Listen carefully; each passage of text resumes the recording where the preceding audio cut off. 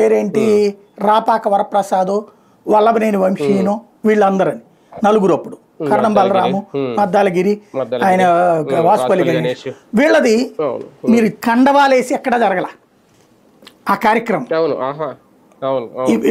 అలాంటి దాన్ని అసలు ప్రోత్సహించాల వీళ్ళంతటా వీళ్ళ అవసరాల రీత్యా జరిగింది. మేబీ వాసుపల్లి గణేష్ విజయసాయిరెడ్డి ఒత్తిడి మేరకు ఏమన్నా వచ్చుండదు. బట్ అక్కడ పార్టీని చీల్చేయాలన్నో ఓ 10 మందిని లాక్కు రావాలనో అట్లాంటి ఆలోచన చేయలే జగన్ అసెంబ్లీలో. అట్ ద సేమ్ టైం ఇటు మండల్లో కూడా అట్లాంటి చీలిక ప్రయత్నాలు చేయలే. ఎందుకు అంటే అలాగ చీల్చినప్పుడు వాళ్ళకి మళ్ళీ ఏదో ఒక ఆఫర్ ఇవ్వాలిగా. మనం అది నామినేటెడ్ పోస్టులు ఇస్తామా, ఎమ్మెల్సీ ఇస్తామా, మంత్రి ఇస్తామా, ఇట్లాంటిది జగన్ ప్రోత్సహించాల. తను మొదటి నుంచి కూడా దీని బాధితుడు.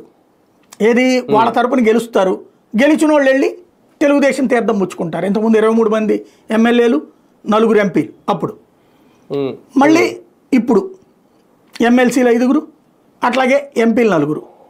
అంటే జగన్ దగ్గర నుంచి తెలుగుదేశం లాక్కుంటున్నది అది నైతికత అంటున్నారు మధ్యవర్తులు, దళారులు. అదే సందర్భంలో తెలుగుదేశం నుంచి ఇటు వచ్చినప్పుడు తీసుకుంటేనేమో అది దేశద్రోహం అంటున్నారు. లైక్ వల్లభనేని వంశీనో లేకపోతే కరణం బలరామ్నో వాళ్ళని విమర్శించారు ఆ రోజున. అంటే ఈ మొత్తం ఎపిసోడ్లో కనబడుతున్నది ఏంటంటే లాక్కునేవాడు గుంజుకునేవాడు ఎక్కువ మాటలు మాట్లాడుతున్నాడు, లాక్కోనోడిని దొంగగా చూపెడుతున్నటువంటి పరిస్థితి ఉంది. అది ఇక్కడ విచిత్రం.